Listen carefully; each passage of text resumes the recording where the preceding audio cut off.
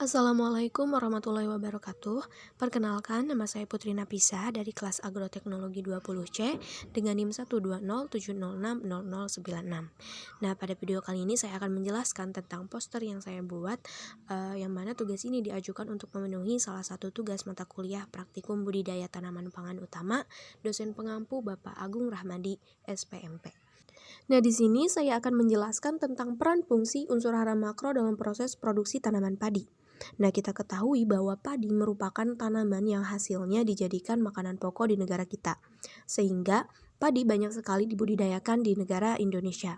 Nah, proses budidaya tanaman melalui beberapa tahapan, yang mana ada proses penyemaian, pembibitan, pemanenan, pemupukan, pemeliharaan, pengolahan tanah, pemanenan, juga pasca panen. Proses pemupukan merupakan proses memberikan nutrisi berupa unsur hara atau pupuk kepada tanaman, yang mana unsur hara ini dibagi menjadi dua bagian, yaitu ada unsur hara makro dan juga unsur hara mikro. Unsur hara makro merupakan unsur hara yang dibutuhkan dalam jumlah banyak oleh tanaman. Sedangkan unsur hara mikro merupakan unsur hara yang dibutuhkan dalam jumlah sedikit oleh tanaman. Nah, di sini yang akan lebih dibahas yaitu tentang unsur hara makro. Nah, jenis-jenis dari unsur hara makro ada apa aja sih? Nah, jenis unsur hara makro itu ada nitrogen, fosfor, kalium, karbon, hidrogen, oksigen, kalsium, magnesium, juga sulfur. Nah, deretan unsur hara tersebut merupakan unsur hara yang dibutuhkan banyak oleh tanaman untuk memenuhi proses pertumbuhan dan perkembangan tanaman. Dalam proses tersebut, unsur hara memiliki peran dan fungsinya masing-masing dalam produktivitas tanaman. Seperti unsur hara nitrogen yang mana berfungsi sebagai komposisi protein, koenzim, dan juga klorofil. Kelebihan dan kekurangan unsur hara pada tanaman itu tidak baik, sehingga jika kelebihan ataupun kekurangan akan menimbulkan gejala-gejala yang tidak biasanya terjadi pada tanaman. Sehingga pada kasus tanaman padi yang kekurangan unsur hara nitrogen, tanaman akan menjadi kerdil, pertumbuhan terhambat, daun menjadi warna kuning dan berguguran. Nah, sebaliknya jika pada kelebihan unsur hara nitrogen, tanaman akan berwarna hijau tua dan pembuahan itu akan menjadi lambat. Nah, yang kedua ada unsur hara fosfor, yang mana unsur hara fosfor ini berfungsi sebagai komponen asam nukleat, fosfolipid, dan juga ATP. Kasus kekurangan fosfor pada tanaman padi ini akan menyebabkan pertumbuhan terhambat, kemudian berkas pembuluh berwarna keunguan, buah dan biji yang dihasilkan menjadi lebih sedikit.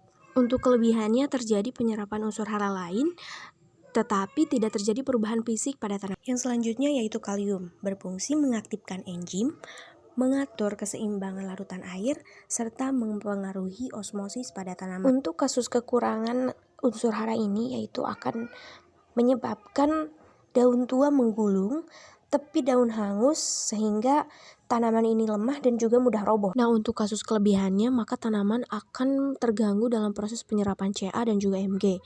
Kemudian pertumbuhan terhambat dan akan terjadi defisiensi. Unsur hara yang selanjutnya yaitu karbon, oksigen, dan hidrogen. Ketiga unsur hara ini memiliki fungsi yang sama, yaitu merupakan bahan dasar dari proses fotosintesis. Untuk kasus kekurangannya, maka tanaman akan terhambat proses pertumbuhan dan metabolismenya, sehingga tanaman akan mati.